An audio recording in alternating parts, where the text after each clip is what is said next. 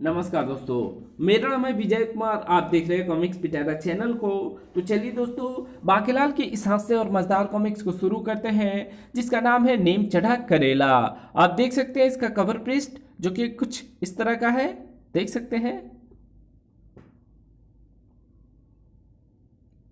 महान ऋषि कुंडलाचार्य विशालगढ़ में पधारे। उनका उद्देश्य है नागरिकों से मुद्राएं एकत्रित करके कुंडल देवता के मंदिर का निर्माण करना। मुद्राओं के बदले में वे नागरिकों की समस्याएं सुनकर उन्हें हल करने का उपाय उनकी कुंडली देखकर बताते हैं। मुद्राएं सिर के बालों के बराबर देनी होती है। किंतु विशाल गढ़वासी भी बड़े ज्ञानी ध्यानी हैं। बालों के बराबर स्वर्ण मुद्राएं कौन दे, तो उन्होंने आखिर इसका हल स्वयं ही खोज लिया। और हमारे तो बाल ही नहीं है, गंजों की कुंडली तो आप मुफ्त में देखेंगे ना रिसीवर। बू, ये तो सारे मुफ्तखोर इकट्ठे हो गए।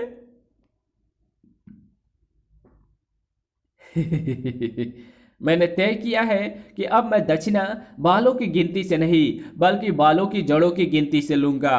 और जड़ों की गिनती करेंगे मेरे ये शिष्य। बाकेलाल को जैसे ही ऋषि कुंडलाचार्य के बारे में पता लगा, वो भी दौड़ा चला आया। मेरा नाम बाकेलाल है रिसीवर। ये रही मेरी जन्म कुंडली, मेरा भी कुछ उद्धार करे। दक्षिणा लाए हो? हाँ, अपनी भी और इन लोगों को भी। वो देखिए ऋषि महाराज, मेरे सेवक मुद्राओं से भरे बोरे घसीट कर ला रहे हैं। प्रजा को प्रसन्न रखना भावी राजा का कर्तव्य होता है। तुम्हारी कुंडली में राजा बनना लिखा है, 100 साल बाद। क्या सच रिसीवर? इसी बात पर मुद्राओं का प्रथम बोरा रिसीवर को भेंट करो। खनाक। किंतु बाकेलाल, तेरी राह में एक प्रबल शत्रु बैठा है। वो तो मुझे मालूम है। उस शत्रु का नाम है मोटा मुच्छड़, मेरा मतलब राजा विक्रम सिंह। उस शत्रु के खिलाफ तेरी कोई भी चाल कामयाब नहीं होती। जी हाँ रिसीवर, यही समस्या लेकर तो मैं आपके पास आया हूँ। तेरी शत्रु की पत्नी का भाग्य बड़ा प्रबल है। इसी कारण तेरे शत्रु पर तेरी प्रत्येक चाल उल्टी पड़ती है। ओह, तो ये बात है। इसका उपाय क्या है? तुझे अपने शत्रु को उसकी पत्नी से अलग करने का जुगाड़ करना होगा। ये जान लेने के पश्चात बाकेलाल वापस लौट पड़ा। मुच्छर मनुष्य पर अपनी योजना का अगला प्रहार करने से पहले कुछ ऐसा करना होगा कि राजा विक्रम सिंह और रानी स्वर्णलता का विवाह विच्छेद हो जाए। अब ऐसा होकर रहेगा। कुंडल देवता का मंदिर बनाना आरंभ करो। क्योंकि जब तक कुंडल देवता का मंदिर पूर्ण नहीं होगा, तब तक देवता के शाप के कारण ये भारी भरकम कुंडल मेरे कानों में पड़े रहेंगे और मैं यहां से हिल भी नहीं पाऊंगा। बू। इधर उसी समय महल में, महाराज, मैं शस्त्रपुरी से आया हूँ। मेरा नाम धनुष टंकार है। मैं धनुष बाण बनाने में निपुण हूँ। मेरे धनुष से छोटा बाण कई कोस दूर खड़े शत्रुओं की छाती भी भेद सकता है। मैंने इसका नाम भी धनुष टंकार रखा है। लेकिन इसे कैसे पता चलेगा कि शत्रु कौन है? ये देखिए महाराज, इस धनुष पर यह दूरबीन लगी है। अब हम महल की छत पर चलते हैं ताकि इस बाण को छोड़ा जा सके। सभी महल की छत पर पहुंचे। लीजिए सेनापति जी, अब आप इस धनुष पर दूरबीन में उत्तर की ओर देखें। उस ओर वन है, वहां आपको कोई ना कोई हिंसक पशु अवश्य दिखेगा, जिसका शिकार आप यहाँ खड़े खड़े कर सकते हैं। ये काम मैं करता हूँ। सेनापति ने धनुष बाण उठाया। क्यों सेनापति, कुछ दिखा? अभी दूरबीन आंख पर तो लगाने दीजिए महाराज। अरे हाँ, इसमें तो वन दिखाई पड़ रहा है। तो फिर जल्दी से किसी पशु का शिकार करो। पशु की तलाश करते करते सेनापति को दिखाई पड़ा बाकेलाल। अरे, ये तो बाकेलाल है। ये यहाँ क्या कर रहा है? पर बाकेलाल घबराया हुआ कोई क्यों है? ओह, तो बाकेलाल इस राक्षस से घबराया हुआ है। बू, मर गए। अपना नाम बता। बाकेलाल। और तुम्हारा? बू। मेरा नाम? हाँ, नाम तो बताना ही पड़ेगा। बता तो दिया, मेरा नाम है बाकेलाल। ये मेरा क्षेत्र है। यहाँ से गुजरने वालों को अपनी ताकत का सबूत देना होता है, अन्यथा मैं उसे मार देता हूँ। क्योंकि मुझे ऋषि कुंडलाचार्य ने बताया है कि मेरी मृत्यु एक निर्बल व्यक्ति के हाथों होगी। मैं नहीं चाहता कि निर्बल व्यक्ति मेरे हाथ से बच निकले। क्या तुम अपनी ताकत का सबूत देने के लिए तैयार हो? बिल्कुल तैयार हूं। मुझे क्या करना होगा? हम दोनों आकाश में एक एक पत्थर फेंकेंगे। जिसका पत्थर अधिक ऊंचाई पर जाएगा वही ताकतवर माना जाएगा। ठीक है, ये लो पत्थर, पहले तुम फेंको। ठीक है, पहले मैं फेंकता हूं। ये गया मेरा पत्थर। फेंकने के साथ ही गिनती शुरू, ताकि पता लग सके कि किसका पत्थर कितनी गिनती के बाद वापस लौटा। बूहू, इसका पत्थर ही अधिक ऊंचा जाएगा। बाकेलाल, अब ये तुझे नहीं छोड़ेगा, क्योंकि तेरा फेंका पत्थर तो उस ब्रिज की डाल से ज्यादा ऊंचा नहीं जाएगा। काफी देर के बाद राक्षस का पत्थर काफी देर के बाद राक्षस का पत्थर वापस वहीं पर आ गिरा। 80, 90, पूरे 100। ये 100 की गिनती पूरी होने के बाद नीचे आया है। अब तुम फेंको। ठीक है, फेंकता हूं। जैसा मैं सोच रहा हूं वैसा ना हुआ तो बाके तेरी खैर नहीं।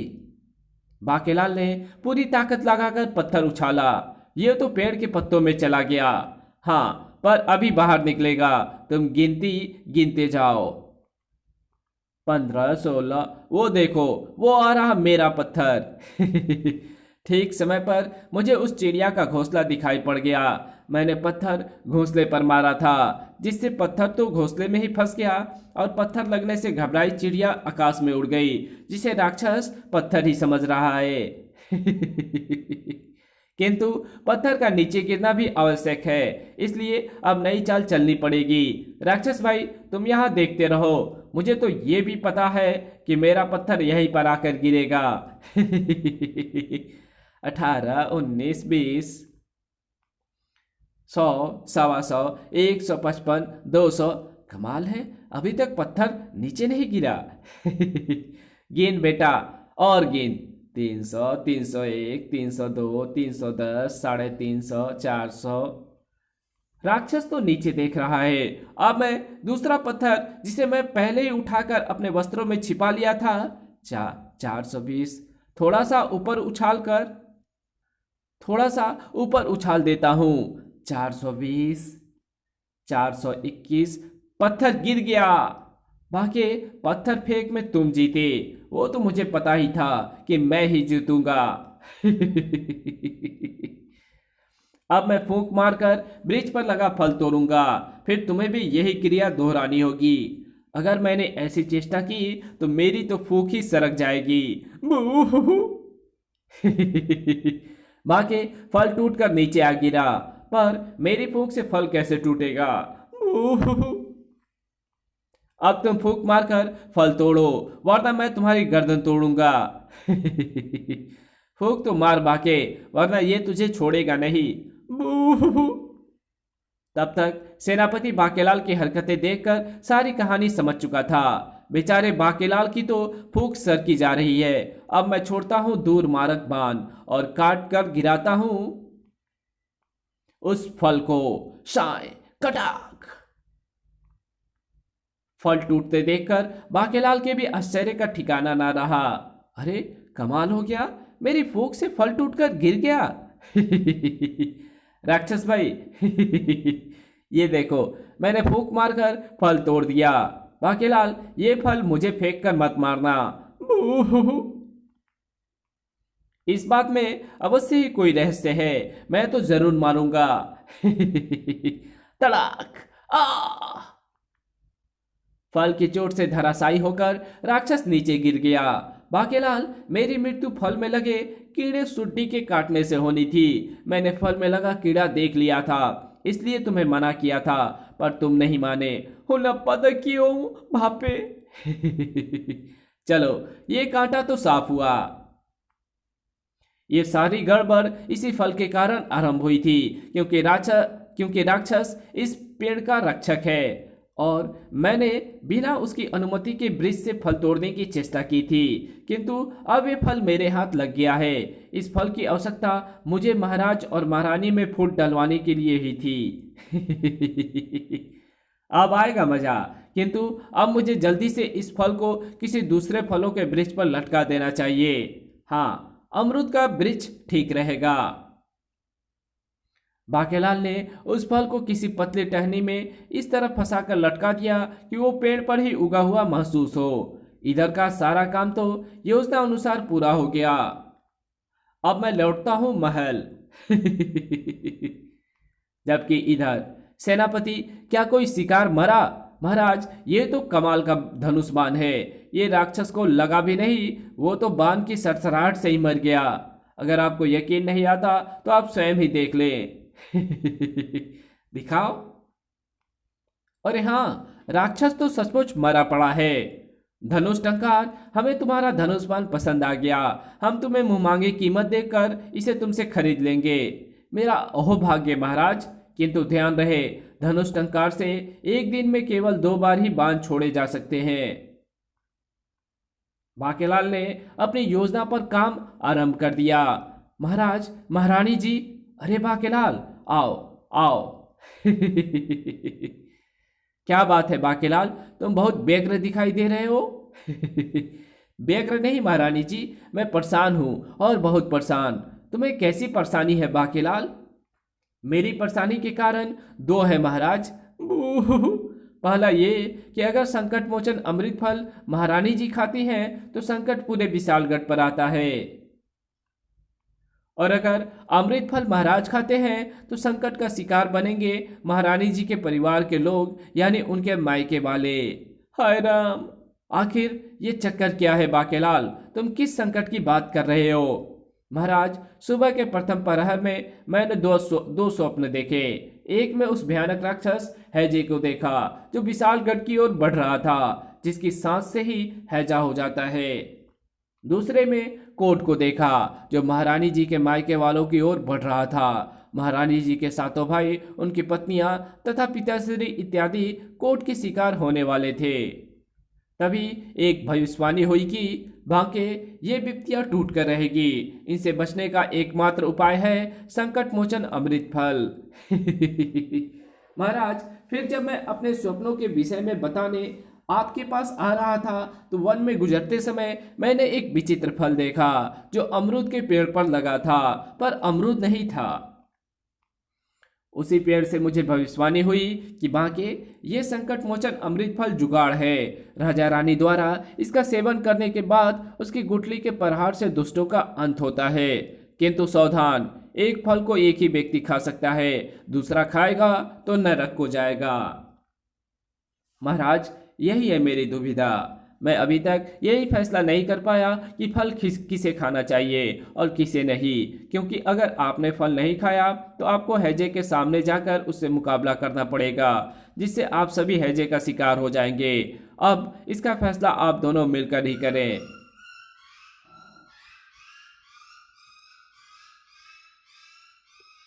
अब इसका फैसला आप दोनों मिलकर ही करें। अमृत फल जुगाड़ का सेवन मैं करूंगी बाकेलाल। ये तुम क्या कह रही हो रानी? अगर तुमने फल का सेवन कर लिया तो पूरे विशालगढ़ पर मुसीबत टूट पड़ेगी, जबकि तुम्हारे मायके में केवल 15-16 लोग ही कोर्ट से प्रभावित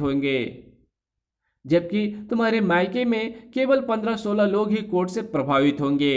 यानी तुम्हारे सातों भाई, उनकी पत्नियां, तुम्हारे बूढ़े खुसूट पिताश्री और उनकी पोपली महारानी।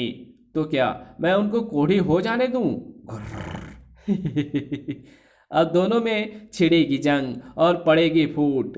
रानी, समझा करो, तुम्हारे मायके वाले केवल रोगग्रस्त होंगे जिनका उपचार करके उन्हें ठीक किया जा सकता है, किंतु हैजा तो बहुत भयंकर महामारी है। अगर विशालगढ़ में उसका आगमन हो गया तो हजारों जाने जाएंगी। अमृत फल मैं खाऊंगा। हैजा को तो आपकी सेना भी विशालगढ़ के सीमा पर ही रोक सकती है, किंतु चंदन नगर में इतनी जल्दी कोढ़ी के आगमन का समाचार भी नहीं पहुंचाया जा सकता। बाकेलाल, मुझे बताओ वो फल कहाँ उगा है। अमृत फल खाकर और उसकी गुठली उस राक्षस के सिर पर मारकर मैं अपने मायके वालों को रोगग्रस्त होने से बचाऊंगी। ठहरो बाकेलाल, कोट एवं हैजा नामक राक्षसों के सामने जाकर उन्हें ललकारने से ही रोग हो लगेगा। कोट एवं हैजा नामक राक्षसों के सामने जाकर उन्हें ललकारने से ही रोग लगेगा, जबकि इसका उपाय तो हमारे पास है। हम इन राक्षसों में से एक को उसके सामने जाए बिना ही मार सकते हैं। रानी, हम तुम्हें फल एक ही शर्त पर खाने देंगे। कैसी शर्त महाराज? सेवक, सेनापति को बुलाओ, उसे कहो कि धनुष टंकार लेकर फौरन आ जाए। ये धनुष टंकार क्या भला है? मुच्छर क्या करने वाला है? कहीं मेरी योजना का कवाड़ा ना हो जाए। बूहू। सेनापति तुरंत आया। सेनापति, धनुष टंकार मुझे दो। धनुष टंकार से एक तीर हम आज चला चुके हैं, दूसरे तीर से हम मारेंगे राक्षस कोढ़ी को। हाँ रानी, अमृत फल खाने के बाद उसका बीज कोढ़ी के सिर पर पटकने के लिए तुम्हें अपने मायके जाना होगा, जो कि यहाँ से बहुत दूर है, जबकि हैजा विशालगढ़ की सीमा में ही होगा।